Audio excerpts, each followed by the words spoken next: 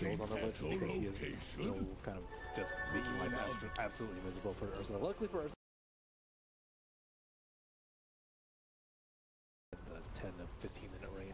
Yeah. I suppose like with the build you're getting in from the Enchantress, you can go in there and tank Roshan while Ursa kills it off. But at this rate, okay, mid lane, Mushi able to blink away. Somnus, you're in pretty deep at the moment. He is level 6, however. Stifling Dagger slowing him up. Yow's the neighborhood. Maybe need to create a little bit of space with the Burrow Strike. Jabs is already in there with a kick. Somnus just walking it off like a stitch. He wanted to go on. He has 10 stick charges in his inventory, so he was not really in danger. Even though he was low. It's just the lack of...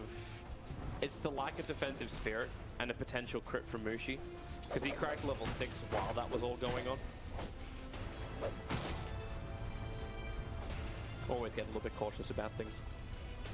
Yeah, he doesn't have a blight, so it's not as bad as you can see. I wonder if he is going to get a blight. I've seen a lot of PAs go without blight, and it's just like, why? A blight is just so good on that hero. And it actually helps you hit towers too, which is a pretty big weakness for PA.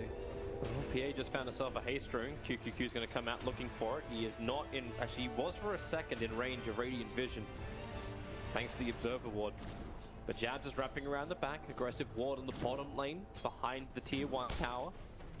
I wonder if any of the cores are going to build Silver Edge 2 on LGD with a PA blur. Because the Ursa and the Monkey King, you don't really want two heroes to MKB. It's kind of a big waste, especially when it's doubtful that Monkey King's going to have any evasion. He doesn't go, they usually go for attack speed now at level 10. Well, it seems like the Ursa is the only one where it makes sense to build a Silver Edge, but even then he wants to blink. No, I think Somnus in trouble, but jump away. Escapes ISIS's initiation, thanks to the defensive spirit, and now will burn the shrine. Meanwhile, FY is making the most out of ISIS not being there. Enchants the Radiant Siege creep. Looks to add pressure to that top tier 1. He finally phase. Monkey King did not kill, so he was phase up. They're gonna gank. Somnus says he's got 3 spirits ready to commit. All they're gonna do is just hold Monkey King in position. And Pettis damage is almost to do it. There'll be Somnus who gets it with that sleight of fist. So nice rotations in from LGD. Critical 1 for Douglas QQQ in the meantime. In mid lane, quick silence onto the SK, and he cannot get himself out just yet. The silence is a little bit longer, so we got the Burrow Strike on Mushi, but he knew he wasn't going to outrun a haste ruined Phantom Assassin. Yeah, tough break for LGD there. Losing 2 supports though, and getting the Monkey King at tower.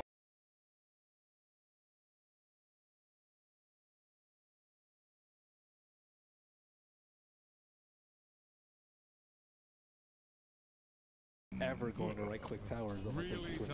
Enchantress stole an army to double catapult. That's what you do. Yeah. That's what you do. Her with a lance, I guess, is not the worst in the world, but it's still pretty bad. This should make my life easier. So no blight. The blight is built. You're already saying like how you're uncertain about the builds on PA. Yeah, that's what makes the hero. Mushi's kind of hit or miss. I remember watching his Ember at Starladder one season. I was like, oh my god, he does not play Ember Spirit ever. You were mentioning your level of tilt before. Nice little dodge from Yao.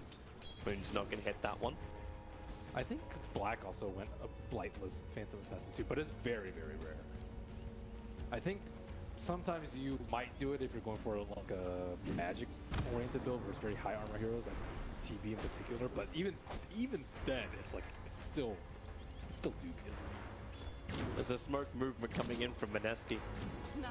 Mushi, he stuck around a little bit longer just so he can pick up the phase boost, but now it's both Mushi and Jabs teaming up. Meanwhile, in the bottom lane, Yao, nice Burrow Strike, Spirit committal. Moon will end up falling, and the rebuttal is coming from Mineski. So, what is their target? There's 2 to go for, and they definitely want to grab FY. A quick slap, jump in, and the following jump, and even a kick from Jabs, following up into the silence. They will be able to catch up to him. He's got one quick last word, and the score's popped for Jabs. He's already starting his TP out. The damage from the range creep, it's not enough to kill him. He'll live with the regeneration of the fountain. And Mineski, even though they do lose that safe laner, they end up taking 2 up on top. But once again, LGD is pressuring buildings.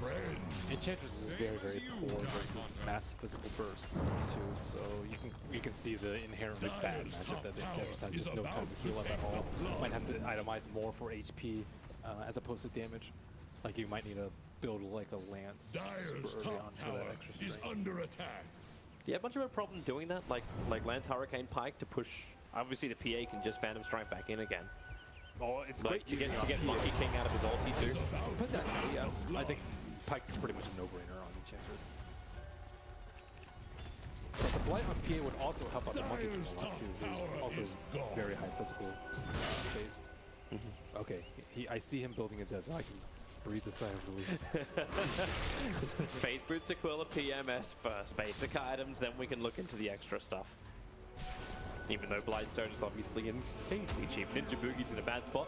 Yao gonna come in for the Burrow Strike. In from behind, but it's more of a setup here for Arme, who's gonna rip apart that Lich. He lets the Chain Frost go, but it's kind of just like at the end of it. A little bit of damage. Hold the creep wave back.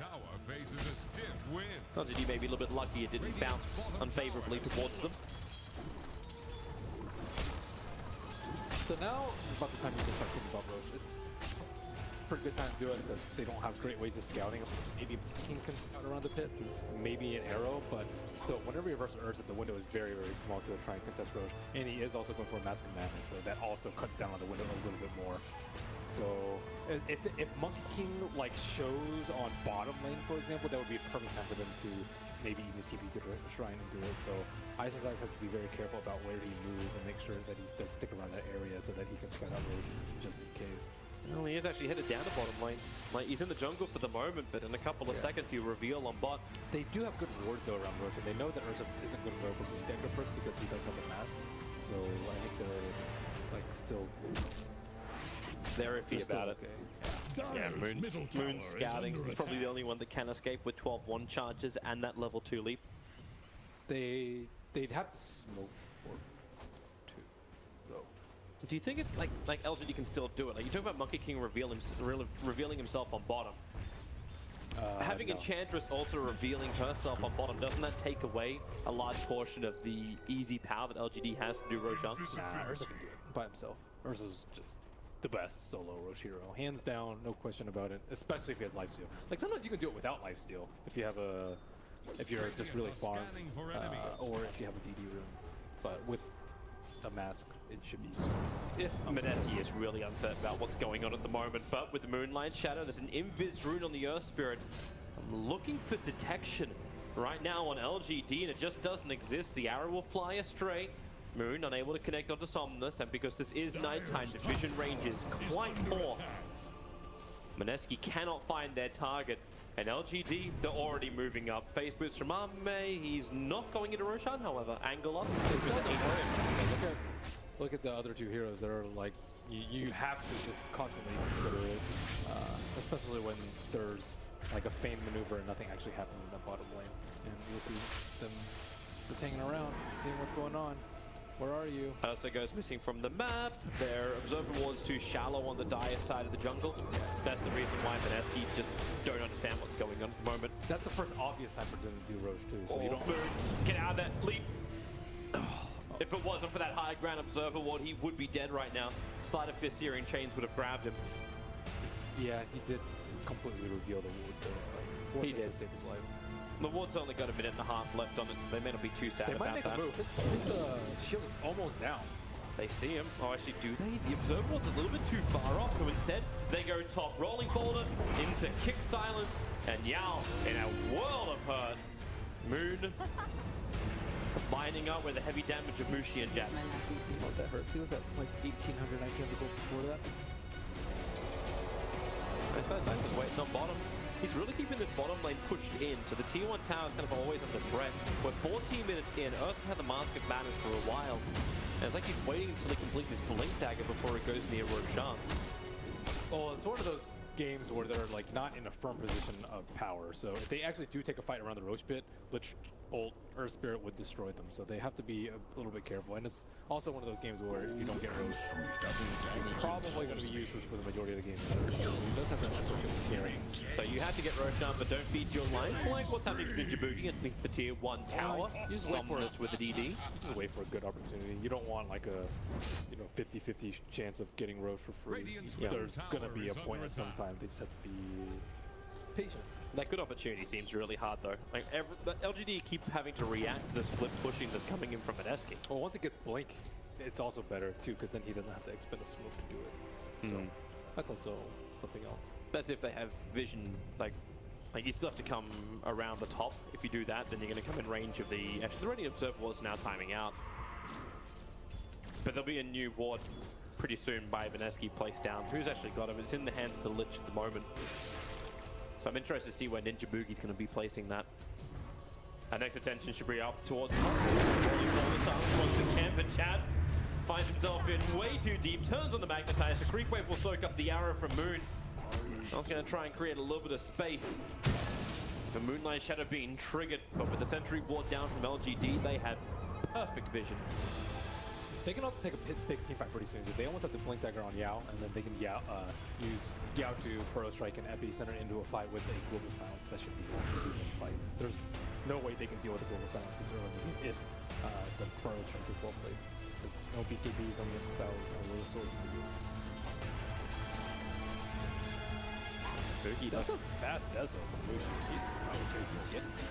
You get all the space up on top. Like LGD's adding pressure towards bottom. They're trying to fight and be around Roshan. Then Ursa went into the jungle. And Mushi just went top lane. Yeah. Disappeared for a good 5 minutes and then farmed up the entire thing. Now they have pretty good road protection too. PA and then the Frost Armor. It's all pretty good. Having a lot of trouble pushing up the lanes right now, though, on the side of LGD. Yeah. But with BOTs up on, maybe it should be much easier now. It's amazing how many levels and farm Ice has managed to achieve on this bottom lane, because he hasn't left it. Like, he talks about Monkey King revealing himself on the bottom lane being a bad thing, but the level of pressure he's had down here without having to move off. Oh, that crit! All right. Yep. That's an observer's challenge right there. When a hero with one attack can go from 100% to 10%. That's the thing. He's going the same item build as he did in other Enchantress games, but this is a completely different game where he went phase drums and pike into Orchid, but like that's no armor and very little HP. Like LGD is the Blink Dagger represented from Yao, jumping himself forward. Nice burst reveal. This Chain Frost going to be bouncing around between Ame as well as Yao until Yao hides in the invisive sandstorm. You might need to consider buying a Ghost Scepter quite early on. But, I mean, he's already so far into the 4-step that it's kind of hard not to. Got to commit to what he's got. Yeah. Mirana just picked up the Diffuser Blade as well, so I don't know if the Ghost Scepter is really going to help him that much. Battle on bottom lane, rolling boulder forward, but defensive spirits there. So Ember Spirit able to get back out again from the initiation on bottom. Tiny bit late on the silence. He's Ame off too. Like he's trying to find Jab. Starts his TP underneath the shrine. Jabs will see him at the last moment. And pinging out the fact that he's moving, but he's right underneath the creep wave anyway, so Mineski know all. There's your 4-star on FY. So it doesn't have the health, but at least has the maneuverability that comes with it. Yeah, it's tough because, like, realistically in a fight, you're going to get daggered, and then you're going to get Blink Strike. You're going to get hit once, and then you have the 4-stab. So if, like, one of those is a crit, God forbid it's both of them. He's still going to have a lot of crazy buttons. And Monkey King Balance Strike, that thing will destroy him, especially with the Deso debuff on him. So I am very worried for FY's life. He'll try and live. If he had a little bit more money to his name, maybe we'd have some more confidence. Like you look at Mushi there at the moment, sitting at the top net worth on the board, but you'll have to go halfway down and a bit further to catch up to FY's net worth. Yeah, he's just gonna have to play it safe and just sit in the back and rely a lot more on the Ursa and the Ember to create havoc. Well, right now the Ursa doesn't have that ticket to create havoc. He needs the Aegis the Immortal up his sleeve. And how long do you want to wait? He's got Blink Dagger, he's got Mask of Madness building into the BKB now as well. This is all taking time. Ember Spirit went for the magical kind of aggression. He could have gone with that Veil of Discord. And he needs armor badly. Yeah. The armor is very important in this game.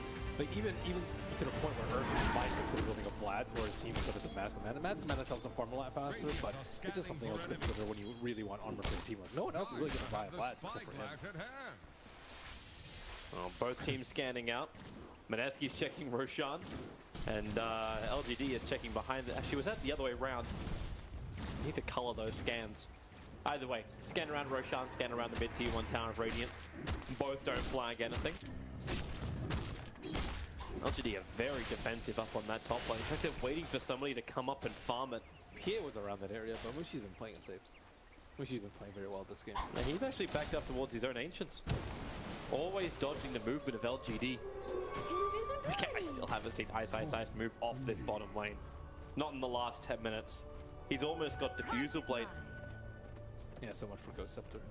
Yeah, there's 2 Diffusal Blades up. One on Mirana, one on the Monkey King shortly. And so much for Ember's Yules too, that might be tough for him. Armee's farming up near the Ancients. So Mineski can have that early warning. We asked where the ward was going to go from Ninja Boogie, and he got it in really nice and deep. And you see LGD trying to counter ward around Roshan. They put down the sentry near the top rune. But thanks to that blink, thanks to that observe ward, they saw the blink in. They understand that Armee is now doing Roshan. How will Mineski react? They'd have to react with a buyback if they wanted to defend this, but yeah, it's really happening. Yeah, Mushi dying is not the way you want this to go down. That's going to go so big. But the arrow will fly forward and, well, it'll hit the Ursa, but already LGD have the Aegis model in their hands. And okay, they're going to go in. You've got the Wukong's command out. Yao will get the Burrow Strike off, but with Wukong's command, it's difficult for Armee to get back out. He'll end up having the Aegis model triggered and 4 heroes surrounding him. The buyback from Mushi still hasn't come, but the arrow from Moon hitting right on the money. Armee kicked out. He will go down twice. Enchantress ends up buying back. So you get Roshan, but you lose the Ursa twice. You end up burning money on an Enchantress who was already pissed poor. That is not exactly how LGD thought that was going to happen. That was very well played by LGD. They saw the, I don't think they expected to jump, but with the arrow, they actually caught once in the tail end of the enrage. It was like, okay, well, Ursa doesn't have a rage. There's an arrow immediately after Aegis. Why not? Let's do it. But they should have just force staff him out or right here. I think if you just push him out, the fight is okay. He's outside the pit. He's not locked in. He can blink out. He's almost out of Monkey King ult, but it was just way too sloppy. That's why I think this maybe playing a little bit too these games. And now they lose Yao as well. Like, after all of that, that's problematic to say the least for LGD. They'll need a good opening. Somnus. Well, if he had a little bit more mana, he has the 1 charges available, so he just roots up Moon. But we'll see how much battle they've got when Armee comes in. And that definitely took Moon by surprise. That quick burst damage. Both overpower plus Mask of Madness. Monkey King is so farmed, though. He's more farmed than Ursa right now.